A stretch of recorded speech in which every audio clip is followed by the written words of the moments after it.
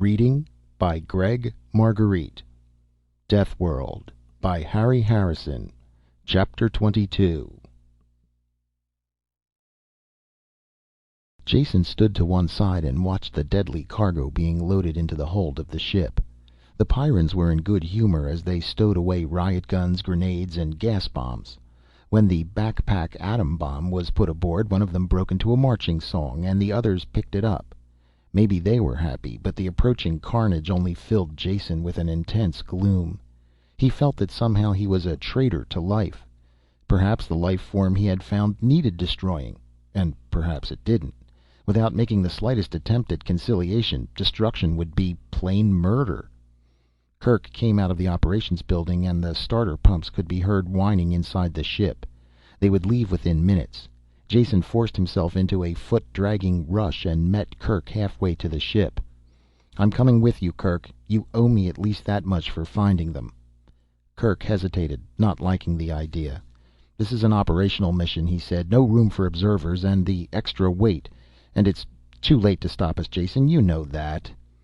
"You Pyrrans are the worst liars in the universe," Jason said. "We both know that ship can lift 10 times the amount it's carrying today. Now, do you let me come, or forbid me without reason at all?" "Get aboard," Kirk said, "but keep out of the way or you'll get trampled." This time, with a definite destination ahead, the flight was much faster. Meta took the ship into the stratosphere in a high ballistic arc that ended at the islands. Kirk was in the co-pilot's seat. Jason sat behind them where he could watch the screens. The landing party, 25 volunteers, were in the hold now with the weapons. All the screens in the ship were switched to the forward viewer. They watched the green island appear and swell, then vanish behind the flames of the braking rockets. Jockeying the ship carefully, Meta brought it down on a flat shelf near the cave mouth. Jason was ready this time for the blast of mental hatred, but it still hurt. The gunners laughed and killed gleefully as every animal on the island closed in on the ship. They were slaughtered by the thousands, and still more came. "Do you have to do this?" Jason asked. "It's murder, carnage, just butchering those beasts like that." "Self-defense," Kirk said. "They attack us and they get killed. What could be simpler? Now shut up or I'll throw you out of here with them." It was a half an hour before the gunfire slackened. Animals still attacked them, but the mass assaults seemed to be over. Kirk spoke into the intercom. "Landing party away, and watch your step. They know we're here and will make it as hot as they can. Take the bomb into that cave and see how far back it runs. We can always blast them from the air, but it'll do no good if they're dug into solid rock. Keep your screen open. Leave the bomb and pull back at once if I tell you to. Now move." The men swarmed down the ladders and formed into open battle formation. They were soon under attack, but the beasts were picked off before they could get close. It didn't take long for the man at point to reach the cave. He had his pickup trained in front of him, and the watchers in the ship followed the advance. "Big cave," Kirk grunted. "Slants back and down, what I was afraid of. Bomb dropped on that would just close it up, with no guarantee that anything sealed in it couldn't eventually get out. We'll have to see how far down it goes." There was enough heat in the cave now to use the infrared filters. The rock walls stood out harshly black and white as the advance continued. "No signs of life since entering the cave," the officer reported. "Gnawed bones at the entrance and some bat droppings. It looks like a natural cave so far." Step by step the advance continued, slowing as it went. Insensitive as the Pyrrans were to psi pressure, even they were aware of the blast of hatred being continuously leveled at them. Jason, back in the ship, had a headache that slowly grew worse instead of better. "Watch out!" Kirk shouted, staring at the screen with horror. The cave was filled from wall to wall with pallid, eyeless animals. They poured from tiny side passages and seemed to literally emerge from the ground. Their front ranks dissolved in flame, but more kept pressing in. On the screen, the watchers in the ship saw the cave spin dizzily as the operator fell. Pale bodies washed up and concealed the lens. "Close ranks! Flamethrowers and gas!" Kirk bellowed into the mike. Less than half of the men were alive after that first attack. The survivors, protected by the flamethrowers, set off the gas grenades. Their sealed battle armor protected them while the section of cave filled with gas. Someone dug through the bodies of their attackers and found the pickup. "Leave the bomb there and withdraw," Kirk ordered. "We've had enough losses already." A different man stared out of the screen. The officer was dead. "Sorry, sir," he said, "but it will be just as easy to push ahead as back as long as the gas grenades hold out. We're too close to pull back now." "That's an order!" Kerk shouted, but the man was gone from the screen and the advance continued. Jason's fingers hurt where he had them clamped to the chair arm. He pulled them loose and massaged them. On the screen the black and white cave flowed steadily towards them. Minute after minute went by this way. Each time the animals attacked again, a few more gas grenades were used up. "Something ahead looks different," the panting voice cracked from the speaker. The narrow cave slowly opened out into a gigantic chamber, so large the roof and far walls were lost in the distance. "What are those?" Kerk asked. "Get a searchlight over to the right there." The picture on the screen was fuzzy and hard to see now, dimmed by the layers of rock in between. Details couldn't be made out clearly, but it was obvious this was something unusual. "Never saw anything quite like them before," the speaker said. "Look like big plants of some kind, 10 meters tall at least, yet they're moving. Those branches, tentacles, or whatever they are, keep pointing towards us, and I get the darkest feeling in my head." "Blast one, see what happens," Kerk said. The gun fired, and at the same instant an intensified wave of mental hatred rolled over the men, dropping them to the ground. They rolled in pain, blacked out, and unable to think or fight the underground beasts that poured over them in a renewed attack. In the ship, far above, Jason felt the shock to his mind and wondered how the men below could have lived through it. The others in the control room had been hit by it as well. Kerk pounded on the frame of the screen and shouted to the unhearing men below. "Pull back! Come back!" It was too late. The men only stirred slightly as the victorious Pyrran animals washed over them, clawing for the joints in their armor. Only one man moved, standing up and beating the creatures away with his bare hands. He stumbled a few feet and bent over the writhing mass below him. With a heave of his shoulders he pulled another man up. The man was dead, but his shoulder pack was still strapped to his back. Bloody fingers fumbled at the pack. Then both men were washed back under the wave of death. "That was the bomb!" Kerk shouted to Meta. "If he didn't change the setting, it's still on 10-second minimum. Get out of here!" Jason had just time to fall back on the acceleration couch before the rockets blasted. The pressure leaned on him and kept mounting. Vision blacked out, but he didn't lose consciousness. Air screamed across the hull, then the sound stopped as they left the atmosphere behind. Just as Meta cut the power, a glare of white light burst from the screens. They turned black instantly as the hull pickups burned out. She switched filters into place, then pressed the button that rotated new pickups into position. Far below, in the boiling sea, a climbing cloud of mushroom-shaped flame filled the spot where the island had been seconds before. The three of them looked at it silently and unmoving. Kerk recovered first. "Head for home, Meta, and get operations on the screen. 25 men dead, but they did their job. They knocked out those beasts, whatever they were, and ended the war. I can't think of a better way for a man to die." Meta set the orbit, then called operations. "Trouble getting through," she said. "I have a robot landing beam response, but no one is answering the call." A man appeared on the empty screen. He was beaded with sweat and had a harried look in his eyes. "Kerk," he said, "is that you? Get the ship back here at once. We need her firepower at the perimeter. All blazes broke loose a minute ago. A general attack from every side, worse than I've ever seen." "What do you mean?" Kerk stammered in unbelief. "The war is over. We blasted them, destroyed their headquarters completely." "The war is going like it has never gone before," the other snapped back. "I don't know what you did, but it stirred up a stew pot of hell here.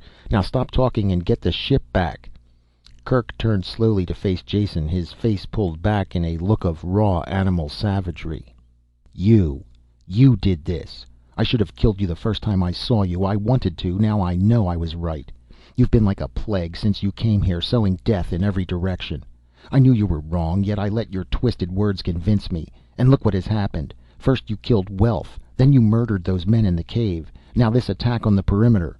All who die there, you will have killed." Kerk advanced on Jason, step by slow step, hatred twisting his features. Jason backed away until he could retreat no further, his shoulders against the chart case. Kerk's hand lashed out, not a fighting blow, but an open slap. Though Jason rolled with it, it still battered him and stretched him full length on the floor.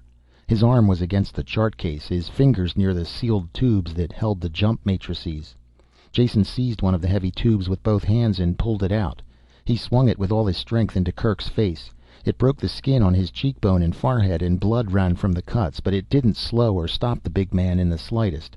His smile held no mercy as he reached down and dragged Jason to his feet. "Fight back," he said. "I will have that much more pleasure as I kill you." He drew back the granite fist that would tear Jason's head from his shoulders. "Go ahead," Jason said, and stopped struggling. "Kill me. You can do it easily. Only don't call it justice. Welf died to save me, but the men on the island died because of your stupidity. I wanted peace and you wanted war. Now you have it. Kill me to soothe your conscience, because the truth is something you can't face up to." With a bellow of rage, Kerk drove the pile driver fist down. Meta grabbed the arm in both her hands and hung on, pulling it aside before the blow could land.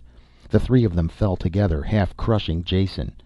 "Don't do it," she screamed. "Jason didn't want those men to go down there. That was your idea. You can't kill him for that."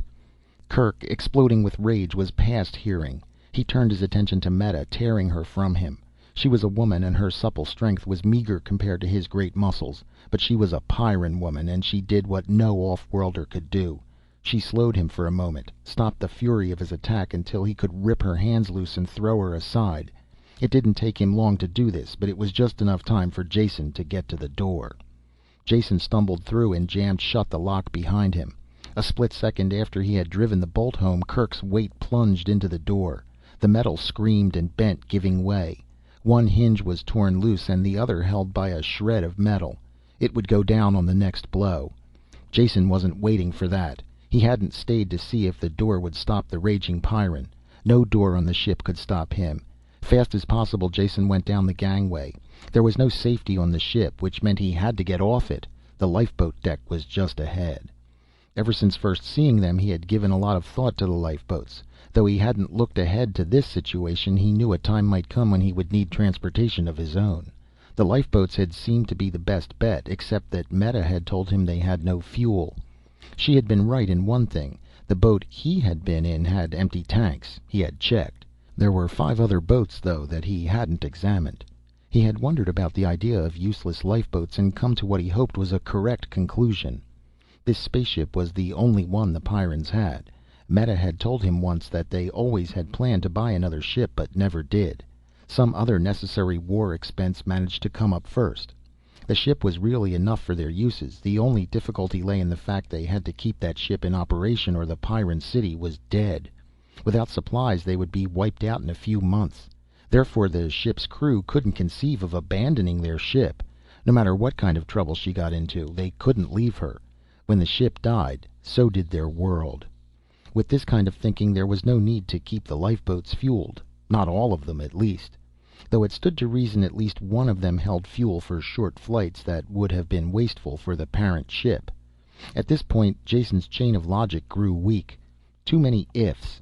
If they used the lifeboats at all, one of them should be fueled.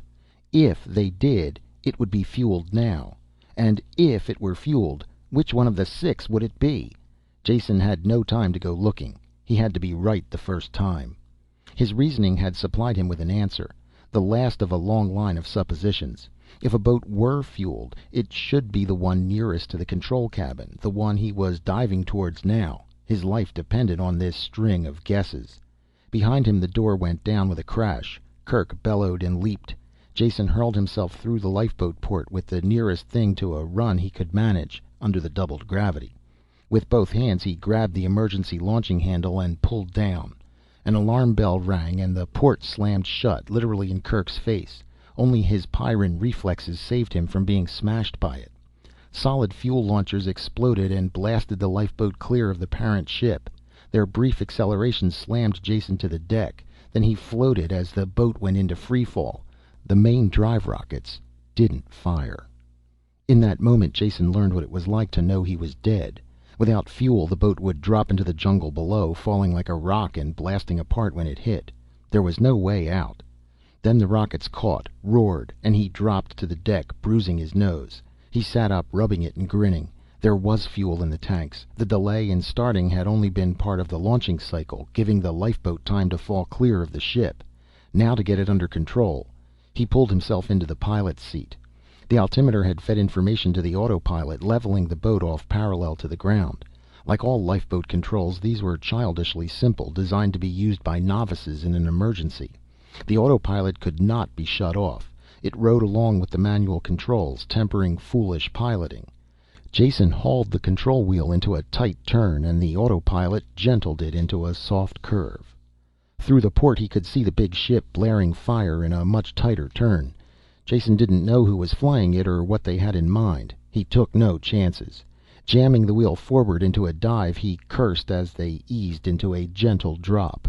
The larger ship had no such restrictions. It changed course with a violent maneuver and dived on him. The forward turret fired, and an explosion at the stern rocked the little boat. This either knocked out the autopilot or shocked it into submission. The slow drop turned into a power dive, and the jungle billowed up. Jason pulled the wheel back, and there was just time to get his arms in front of his face before they hit. Thundering rockets and cracking trees ended in a great splash. Silence followed, and the smoke drifted away.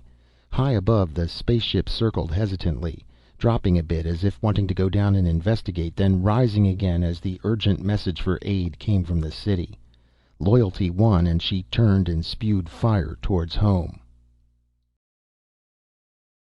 End of Chapter 22 of Deathworld by Harry Harrison.